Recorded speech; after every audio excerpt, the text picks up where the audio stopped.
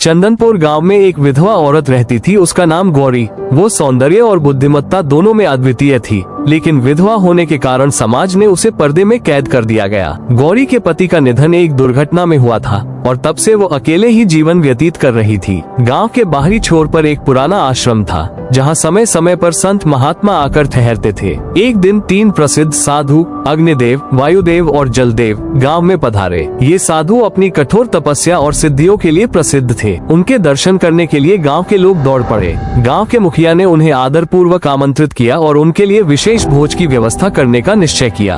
गांव में ये घोषणा की गई कि साधुओं के भोजन के लिए शुद्ध और पुण्यवान स्त्रियां ही रसोई बनाएंगी। ये सुनकर गौरी के मन में एक इच्छा जागी कि वह भी इस पुण्य कार्य में भाग ले सकेगी। लेकिन जब उसने यह बात गांव के मुखिया से कही तो पूरे गांव में तहलका मच गया। मुखिया ने क्रोधित होकर कहा, तू एक विधवा है, तेरे हाथ का बना भोजन साधु कैसे ग्रहण करेंगे? यह अपवित्र होगा। गौरी ने विरोध किया। क्या विधवा होना कोई पाप है? क्या मेरी आत्मा अपवित्र हो गई है? क्या मेरी भक्ति किसी सुहागन से कम है? लेकिन उसकी बातें किसी ने नहीं सुनी। गांव वालों ने उसका अपमान किया और उसे भोज से दूर रहने का आदेश दिया। उसी रात तीनों साधु गांव के मंदिर में ध्यान मग्न थे। अचानक उन्हें एक दिव्य संदेश मिला, जिस भोजन में प्रेम, श्रद्धा और पवित्रता होगी वही स्वीकार्य होगा। अगले दिन जब भोज की तैयारी हुई तो गांव की प्रतिष्ठित सुहागन स्त्रियां साधुओं के लिए भोजन लेकर आईं। लेकिन जैसे ही साधुओं ने पहला ग्रास मुख में डाला, उनके चेहरे पर क्रोध और असंतोष की झलक आई। अग्निदेव बोले, ये भोजन तो नीरस है, इसमें कोई आत्मिक आनंद नहीं। वायुदेव बोले,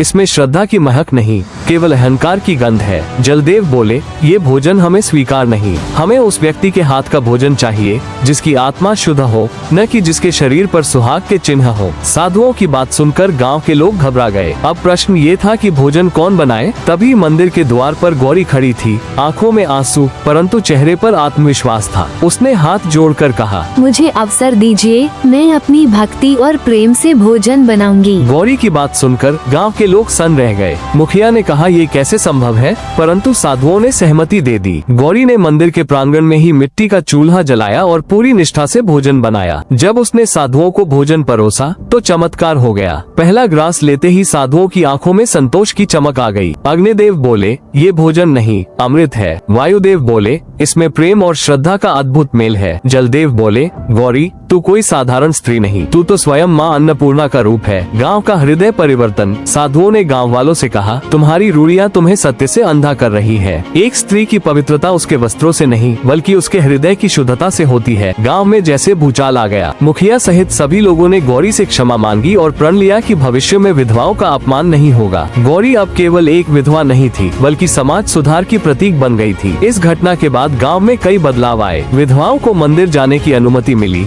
वे धार्मिक कार्यों में शामिल होने लगी और समाज में उनका स्थान पुनः स्थापित हुआ। गौरी की निडरता और प्रेम ने न केवल 3 सिद्ध साधुओं को संतुष्ट किया बल्कि पूरे गांव की सोच को बदल दिया। आज भी जब कोई इस गांव में जाता है तो उसे गौरी की कथा सुनाई जाती है, एक ऐसी स्त्री की जिसने अपनी भक्ति और निडरता से रूढ़ियों को तोड़ा और समाज में तहलका मचा दिया।